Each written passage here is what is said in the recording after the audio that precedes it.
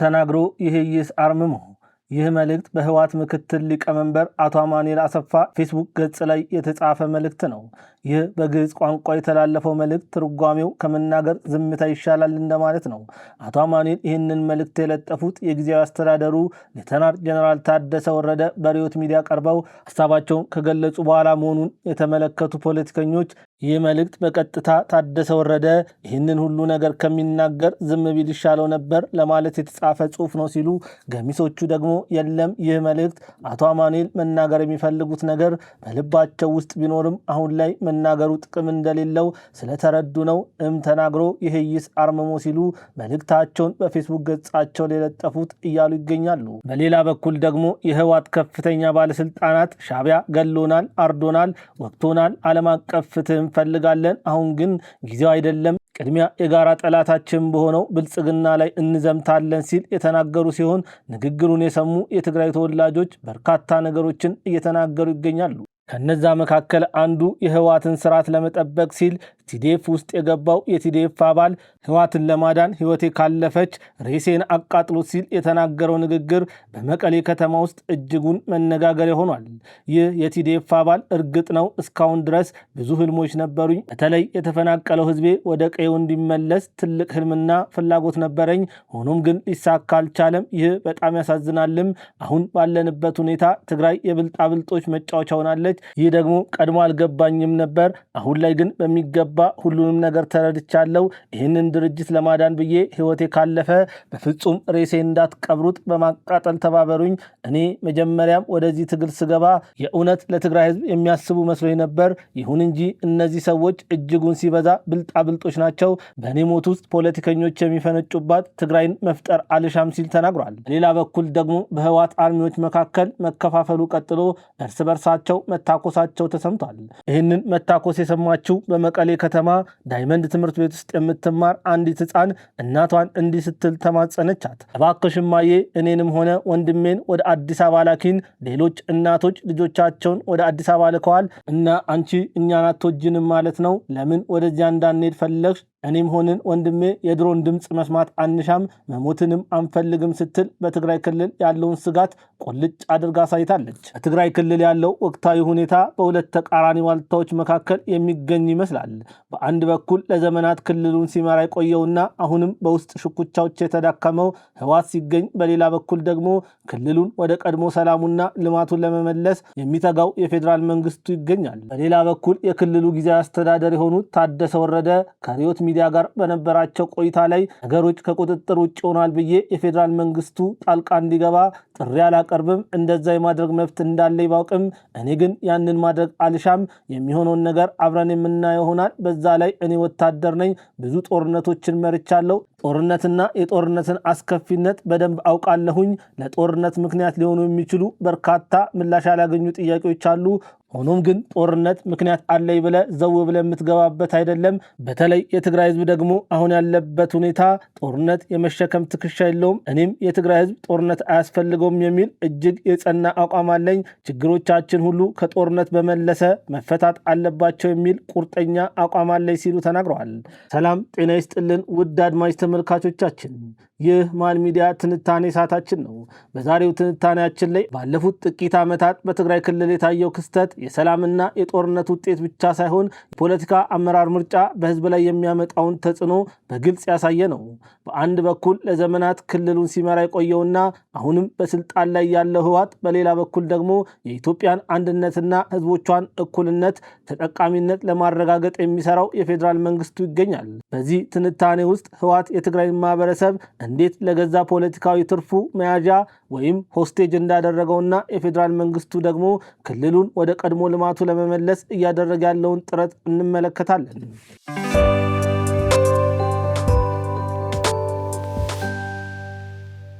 ህወሓት በአሁኑ ወቅት በታሪኩ አይቶት የማያውቀው ጥልቅ መከፋፈል ውስጥ ይገኛል። ይህ በቡድኖቹ መካከል የሚደረግ የስልጣን ትግል የትግራይን ህዝብ ለከፍተኛ እንግልት ዳርጎታል። ይሁን እንጂ አሁን እየወጣ ባለው መረጃ መሰረት ህወሓት ተከፋፍሎ ሳይሆን ሆን ብሎ ነው ራሱን አራት ቦታ በመክፈል በመካከላቸው የሐሳብ ልዩነት ያለ ለማስመሰል የሚጥሩት። እነሱ በጋራ ነው እየሰሩ የሚገኙት። ሀራ መሬት ብሎ ጫካ የገባውም ኃይል ሆነ በደብረ ጽዮን የሚመራው ቡድን መካከል ልዩነት የለም። በጌታቸውም ሆነ በታደሰ ወረዳ መካከል ልዩነት የለም። እነዚህ ሰዎች ኃይላቸው የተዳከመ ስለሆነ የፌዴራል መንግስቱ ደጋፊ በመምሰል አዲስ አበባ ሆነው የፌዴራል መንግስቱን ለመጣል ጊዜና ቦታ እየጠበቁ ነው የሚሉ ፖለቲከኞች ብቅ ማለት ጀምረዋል። ሐቁ ግን ህወሓት ውስጥ ባለው አለመግባባት ምክንያት መሰረታዊ ማህበራዊ አገልግሎቶች ለህዝቡ በአግባቡ እየተዳረሱ አይደለም። ህዝቡ የሰላም አየር ማግኘት ሲገባው በየቀኑ የትኛው የህወሓት ቡድን የበላይነት ይዛል በሚል ስጋት ውስጥ ይገኛል። ይህ የአስተዳደር መበስበስ የትግራይ ክልልን ለበርካታ መከራና ስቃይ እየዳረገ ሲሆን በክልሉ የሚታየው ከፍተኛ የሀብት ብክነት ለልማትና ለተረጂዎች ሊውል የሚገባውን ውስን ሀብት ለድርጅታዊ ፕሮፓጋንዳና ለቡድኑ መጠናከሪያ እየዋለ መሆኑ ህዝቡን ለከፋ ድህነት አጋልጦታል። ከዚያ ውጪ የትግራይ ማህበረሰብ ከዛሬ ነገ ጦርነት ተጀመረ ልክ ከዓመታት በፊት የሆነው አይነት ጉዳት ተመልሶ ይመጣብናል በሚል ስነ ልቦናዊ ጫና ውስጥ ወድቋል።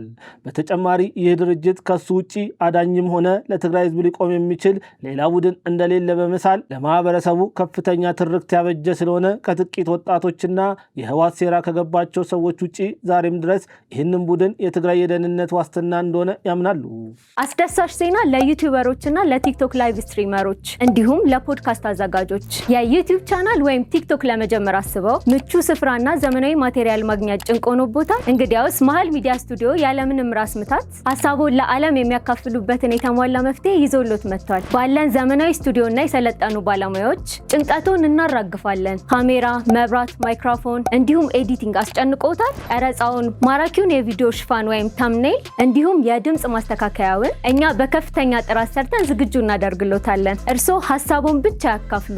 ለድርጅቶ፣ ለጥናቶ ወይም ለቢዝነሶ ጥልቅ መረጃዎችን ወደ ማራኪ ቪዲዮ ትንታኔ መቀየር ይፈልጋሉ? የተወሳሰቡ መረጃዎችን በሚገባ ተንትነን በግራፊክስ አዋስተን ፕሮፌሽናል አጭር ዶክመንተሪ እናዘጋጅሎታለን። ዘመናዊ ካሜራዎች፣ ማይኮችና ድምጽ በማያስተጋባ ሳውንድ ፕሩፍ በሆነው ምቹ ስቱዲዮአችን በሰዓት ተከራይተው ምርጥ ስራ ይስሩ። ለግማሽ ቀን ወይም ለረጅም ሰዓት ለሚከራዩ ልዩ ቅናሽ እናደርጋለን።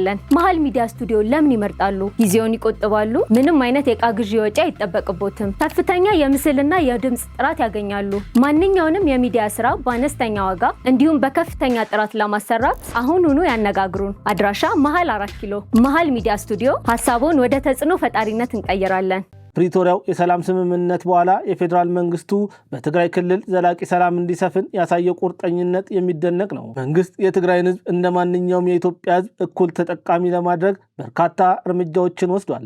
ከመሰረተ ልማት ግንባታ አንጻር በጦርነት የወደሙ የኤሌክትሪክ፣ የቴሌኮምና የባንክ አገልግሎቶችን በአጭር ጊዜ ውስጥ በመጠገን ህዝቡ ወደ መደበኛ ህይወቱ እንዲመለስ አድርጓል።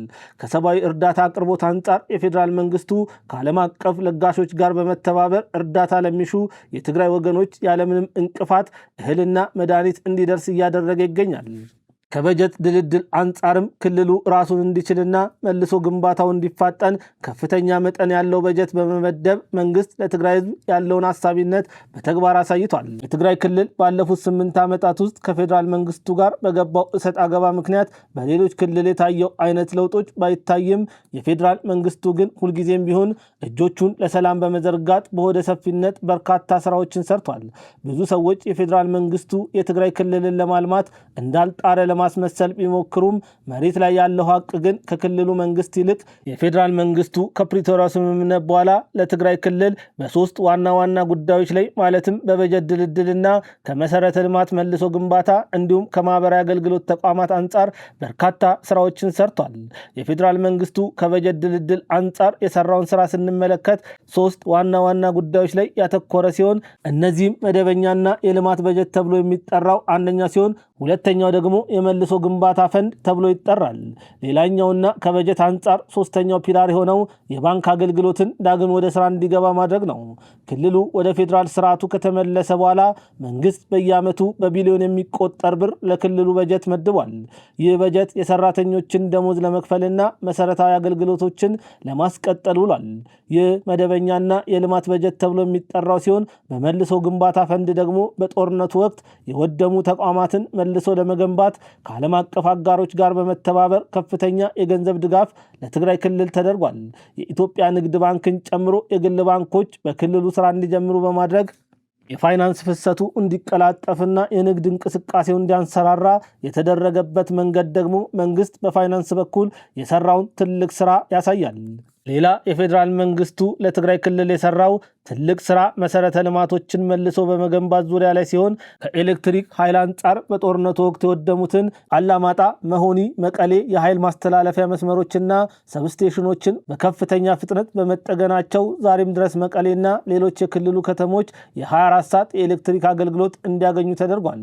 የኢትዮ ቴሌኮም መሰረተ ልማቶች የፋይበር ኦፕቲክስና የሞባይል ጣቢያዎች በመጠገናቸው ክልሉ ከቀሪው ዓለም ጋር በድምፅና በኢንተርኔት እንዲገናኝ ተደርጓል። ይህ የኢትዮጵያ ቴሌኮም የሰራው ድንቅ ስራ ነው። በሌላ በኩል ደግሞ በትራንስፖርቱ ዘርፍ ወድሞ የነበሩ ተቋማት እንደ አዲስ እንዲሰሩ በማድረግ የአሉላ አባ ነጋ አውሮፕላን ማረፊያን ጨምሮ የሽሬና የአክሱም አየር ማረፊያዎችን በፌዴራል መንግስት ወጪ ተጠግነው መደበኛ በረራ እንዲጀምሩ ተደርጓል። እንዲሁም በፌዴራል መንገዶች ባለስልጣናት አማካኝነት ዋና ዋና መንገዶች ለትራፊክ ክፍት እንዲሆኑ ተደርጓል። ይህ የፌዴራል መንግስቱ ከጦርነት ማግስት ለትግራይ ክልል በትራንስፖርት ዘርፍ የሰራው ጠንካራ ስራ ነው። የፌዴራል መንግስቱ ከፕሪቶሪያው ስምምነት በኋላ ከላይ የተጠቀሱትን ስራዎች ብቻም ሳይሆን ሌሎች በርካታ ዝርዝር ተግባራትን ማከናወን የቻለ ሲሆን የማህበራዊ አገልግሎት ከሚሰጡ ተቋማት መካከል በትምህርትና በጤናው ዘርፍ ላይም ታላቅ ስራ የተሰራ ሲሆን ከትምህርት አንጻር በመቀሌ፣ በአክሱም፣ በአዲግራትና በራያ ዩኒቨርሲቲዎች የሚገኙ የፌዴራል ተቋማት በጀት ተለቆላቸው ተማሪዎችን መቀበል እንዲጀምሩ ተደርጓል። ያ ብቻም ሳይሆን አሁንም ድረስ እነዚህ ዩኒቨርሲቲዎች ስራዎችን እያከናወኑ ይገኛሉ።